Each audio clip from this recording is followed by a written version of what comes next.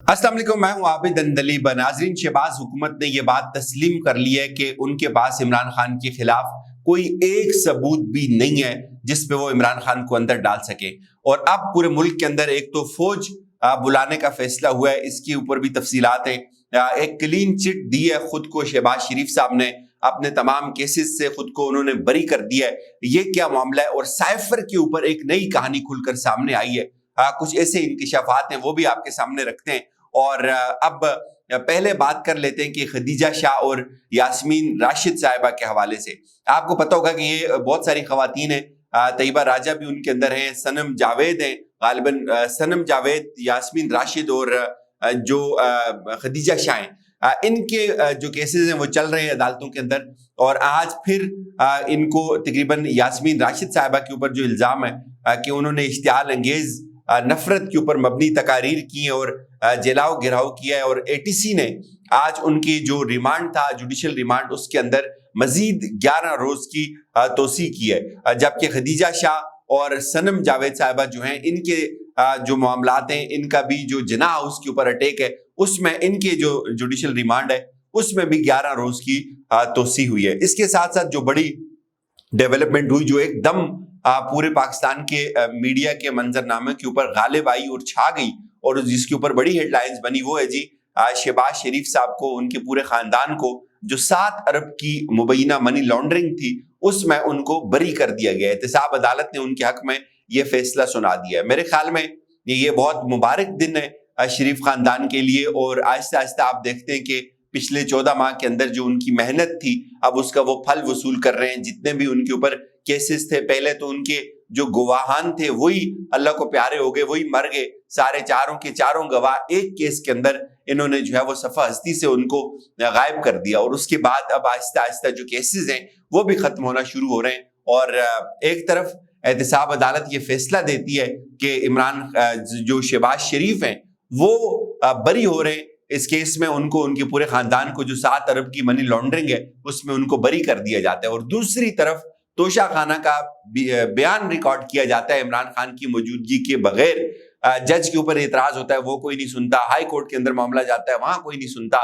दोबारा इमरान खान के वकला को नहीं सुना जाता, मामला काबिल समाअत करार दे दिया जाता है तोशा खाना का। उसके बाद फिर आज जब बयान रिकॉर्ड करने का मामला आता है, वो शोर मचाते हैं कि भाई इसमें इमरान खान खुद मौजूद नहीं है। तो लेकिन उसके बावजूद भी बयान रिकॉर्ड करवा लिया जाता है। याद रखिए कि जब काजी साहब ने ये हुदैबिया पेपर मिल के ऊपर एक फैसला दिया था और इसको उड़ाकर उन्होंने रद्दी की टोकरी में डाल दिया था, तो उन्होंने उस जजमेंट के अंदर एक चीज लिखी थी कि जब आप इस तरह का कोई बयान रिकॉर्ड करवाते हैं तो उसके लिए आपके पास उस मुजरिम या मुलजिम का होना बहुत जरूरी होता है। उसके सामने वो बयान रिकॉर्ड करवाना चाहिए ताकि उसको जरा का मौका मिले। लेकिन अब आपने देखा कि साइफर के ऊपर भी बयान आ गया, वहां भी इमरान खान मौजूद नहीं थे। लेकिन अब तोशा खाना के ऊपर भी आज जो है वो गवाहान के बयानात जो है वो रिकॉर्ड करने का सिलसिला शुरू हो गया। हालांकि खान साहब के वकला ये कहते रहे कि ये बयान खान साहब की अदम मौजूदगी में नहीं हो सकता, लेकिन उसके बावजूद भी आपने देखा कि वो जो है वो उसके ऊपर बयान रिकॉर्ड करना शुरू कर दिया। अब जरा बात करते हैं कि साइफर, अब हुकूमत साइफर के ऊपर क्या करने जा रही है। एक चीज तो नाजरीन ये हुई है कि इस हुकूमत के पास इस वक्त तक 14 माह के अंदर पूरी छान फटक के बाद इन्होंने ये बात तस्लीम की है कि इनके पास इमरान खान की करप्शन का, कोई किकबैक्स का, कोई माली बेजाब्तियों का कोई एक स्कैंडल भी ऐसा नहीं है जिसको बुनियाद बनाकर ये इमरान खान को फारिग कर सके, नाअहल कर सकें या अंदर कर सकें। तो अब इन्होंने एक तो ये जो साइफर का पूरा जो कहानी घड़ी है, अब इसका जो है वो पूरा मंजरनामा वाज़ेह हो गया कि हुकूमत इससे आखिर हासिल क्या करना चाहती है। हमदुल्ला साहब ने ये कहा जी कि इमरान खान के ऊपर आर्टिकल 6 लगना चाहिए। मुसद्दक मलिक साहब ने आज कहा जी कि इस साइफर के गुम होने के मामले के ऊपर जो 3 साल की कैद की सजा हो सकती है। और दूसरी तरफ जो FIA है जिसने इमरान खान को 25 जुलाई को तलब किया और उस तीसरा नोटिस जो उन्होंने जारी किया है उसके अंदर वो लिखते हैं कि अगर आप इसमें शामिल तफ्तीश ना हुए तो यकतरफा कार्रवाई आपके खिलाफ शुरू हो सकती है। और उसमें वो क्या कह रहे हैं, साइफर के अंदर वो क्या तहकीकात कर रहे हैं कि एक तो साइफर गुम हुआ और दूसरा जो FIA वो ये देख रही है कि जो ऑडियो लीक के मामला थे उसमें वो कितने दुरुस्त हैं। अच्छा, अब आप इस बात को समझें। राना सनाउल्लाह ये कहते हैं कि इमरान खान को इस इंक्वायरी के स्टेज के ऊपर ही गिरफ्तार किया जा सकता है इस केस में। फिर वो ये कहते हैं कि ये मामला जो है वो खुसूसी अदालत के अंदर चलेगा।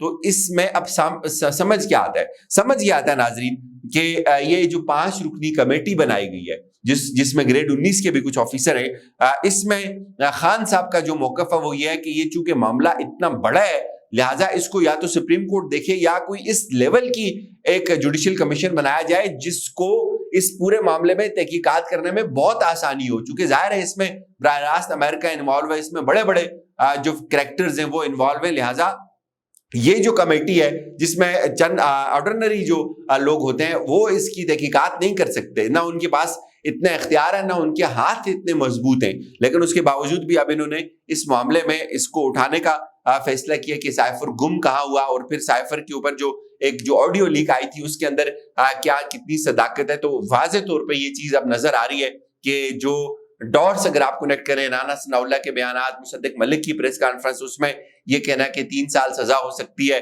حمداللہ کا یہ بیان کہ اس میں آرٹیکل 6 لگائیں، اور پھر یہ بھی کہنا کہ اس کو انکوائری کے سٹیج کے اوپر ہی عمران خان کو اس میں گرفتار کیا جا سکتا ہے۔ تو یہ ایک واضح اس چیز کا ثبوت ہے کہ حکومت ناکام ہو گئی ہے عمران خان کو کاؤنٹر کرنے کے لیے، اور اب انہوں نے یہ فیصلہ کیا ہے کہ اب دیکھیں جی سائفر جو ہے تو وہ واضح ہے، عمران خان تو انکشاف کر چکے ہیں، سائفر کی کاپی گم ہو گئی تھی، لہٰذا انہی ٹی او آرز کے اوپر جو ہے وہ اس کی تحقیقات ہونی چاہیے، اور اس طرح ہی عمران خان کو اب کچھ نہ کچھ کر کے اس کو گرفتار کیا جائے۔ یہ ایک چیز بڑی واضح ہوئی ہے۔ اور اب بات کرتے ہیں ذرا کہ ملک کے اندر جو ہے وہ فوج طلب کرنے کا فیصلہ ہوا ہے، محرم الحرام کے اندر پورے ملک کے اندر جو ہے وہ فوج کو طلب کیا جائے گا، بہت اچھی بات ہے۔ محرم الحرام کے اندر آپ کو پتہ ہے کہ بڑا ایک پاکستان کی ایک ہسٹری رہی ہے، کچھ واقعات ایسے بھی ہیں جو بڑے خون چکائے ہیں، بڑے تکلیف دہ ہیں، جس میں بڑے پیمانے کے اوپر دہشت گردی ہوئی تھی، اور آج کل تو خاص طور پہ جس طرح کے حالات ہیں، جس طرح کے پاکستان کے جو دشمن ممالک پاکستان کو لے کر سرگرم ہیں، تو اس میں کوئی بھی اپنے ہاتھ صاف کرنے کی کوشش کر سکتا ہے، خاص طور پہ جو بلوچستان کے راستے پاکستان کے اندر دہشت گردی کی جاتی ہے ہندوستان کی جانب سے، اور وہ اس معاملے کے لیے تو یہ بہت ضروری تھا۔ لیکن اب معاملہ کیا ہے؟ معاملہ یہ کہ یہ تو ہو جائے گا، فوج بھی آ جائے گی، فوج واپس بھی چلی جائے گی۔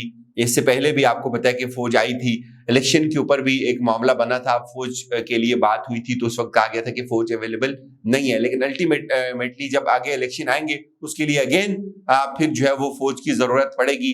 تو اب یہ کہ فوج اس وقت جو ہے وہ ظاہر ہے اس کی بھی ارینجمنٹ اسی طرح سے اب کرنی پڑے گی، جب الیکشنز ہوتے ہیں تو آپ کو پتا ہے کہ پھر اس کے لیے تو یہ پوری نفری چاہیے ہوتی ہے۔ لیکن دعا ہے کہ یہ جو محرم الحرام کا مہینہ ہے، یہ جو ایونٹس ہوتے ہیں یہ بڑی جو ہے وہ خیریت سے گزر جائیں، یہ بہت ضروری ہے، اور پاکستان کی جو سیاست ہے اس کے اندر تو یہ بھونچال ہے۔ آج عمران خان بھی ایک بہت بڑا دھماکہ کرنے کا اعلان کر چکے ہیں، اور اطلاعات تو یہی ہے کہ عمران خان جو ہے وہ ڈٹے ہوئے، وہ اس کے اوپر بات کریں گے۔ تمام تر جو اس میں جتنے کریکٹرز ہیں ان کو انہوں نے سامنے لانے کا فیصلہ کیا ہوا ہے، ان کو کنونس کرنے کی بھی کوشش ہوئی کہ آپ اس کے اوپر بات نہ کریں، آپ اس میں پھنس جائیں گے اور یہ کچھ اور نئی چیزیں سامنے آ جائیں گی، ایک نیا پنڈورا باکس کھل سکتا ہے۔ تو عمران خان جو ہے وہ اس کے اوپر بضد ہیں، وہ کہتے ہیں کہ انف، اجازت دیجیے، اپنا خیال رکھیے گا، خدا حافظ۔